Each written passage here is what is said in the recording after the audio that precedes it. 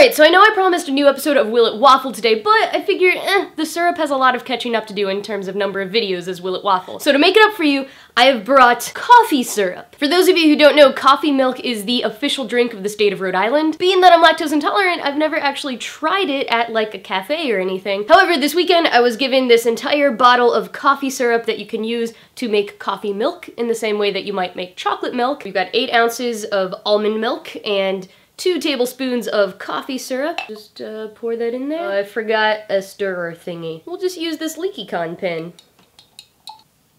Tastes like coffee and milk. I don't know what I expected. So today I want to talk about something totally out of left field for me. Harry Potter. So I started reading Harry Potter when I was 8 or 9 years old. At the time there were only 3 books out, and the 7th and last book was actually released the summer before my senior year of high school. Really felt like childhood was ending in every possible way. But what that timeline means is that I literally grew up with Harry Potter. Like, I didn't just grow up reading the books, the characters in the books grew up at the same time as me. They were always just slightly older while I was reading the books. And I think a lot of you watching had the same experience. That's why they call us the Potter generation. There have been other generations for which a book series or maybe a movie series or even a TV show had a huge impact on the time period in which they grew up and they were adolescents, but we're about the only one I can think of where the characters in the series actually grew up at the same time as us. And I think that had a lot of effects both on how we interpreted the book, but also how we grew up as a generation and the kind of people that we've become in adulthood. So first, I just want to barely scratch the surface at how it affected at least my interpretation of the books versus people who read the books as adults. Right now I work for an organization based on Harry Potter, and most of the people that I work with are at least 10 years older than me. So they all read the books in college, in their early 20s, and some of the things that they talk about of like what they thought of the books just astounds me. They all talk about Harry Potter being a nerd and a loser and an underdog, and I'm like, what? He was so cool. I mean, I didn't think he was like the coolest character in the books. Weasley twins, what's up? But like, he wasn't a nerd. He was just like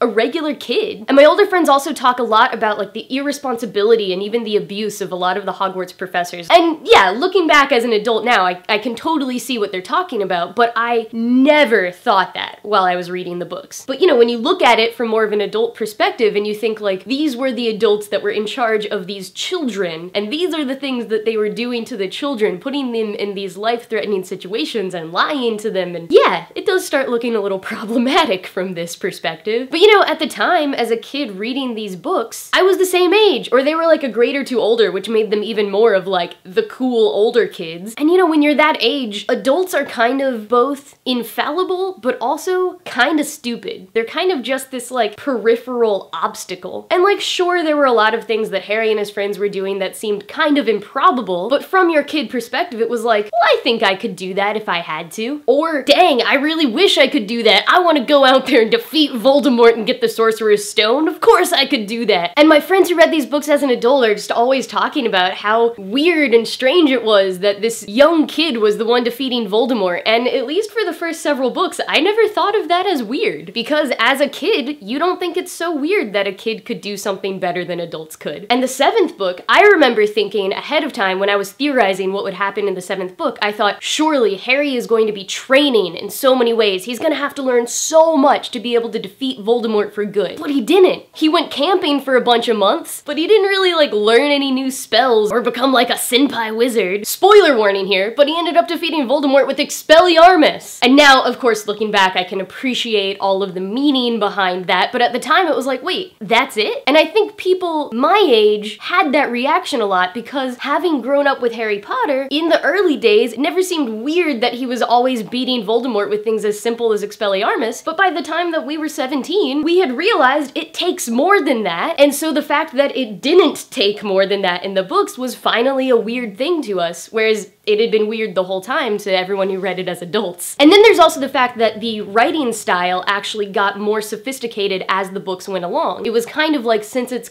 from the perspective of Harry and Harry's growing up, his thoughts and therefore the things that we're seeing in the books just become more complex. And that's like a beautiful thing to look at in terms of literary analysis. But like at the time, I didn't really realize it. I knew things were getting more heavy, I knew things were getting darker, but because my reading level was advancing, I didn't really notice that the books were advancing at the same rate. And then getting even more far removed just from the plot and my interpretation, there's the whole matter of how reading these books at that particular age for us over such an extended period of time and growing up at the same age as these characters has really affected our generation. We are the Potter generation and has left its effects. Whether you were like consciously aware or not while you were reading the books, they were pretty subversive. They did have themes about the underdog. Harry was always making friends with the outcast. He was anti-authority. He was kind of anti-violence. All of the bad characters in the book were the ones who were corrupt, who weren't acknowledging the truth, who were using unforgivable curses, who were rejecting people who were different. Harry always made friends with people or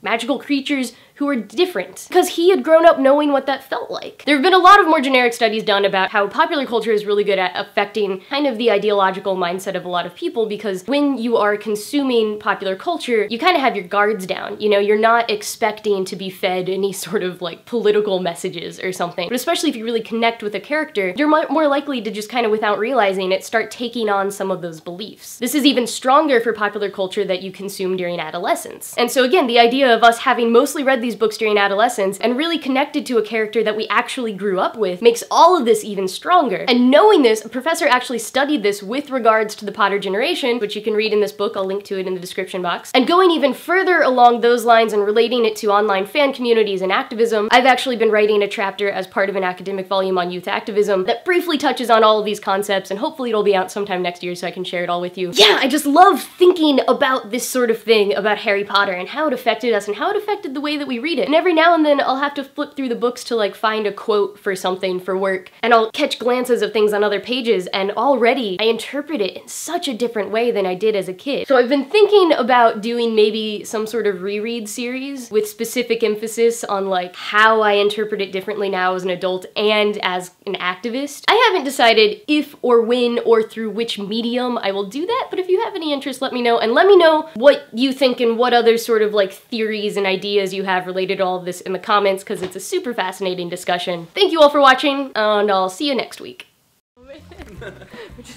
You're a natural at this waffle assistant thing, Matt. Thanks. I'll look into it as a career.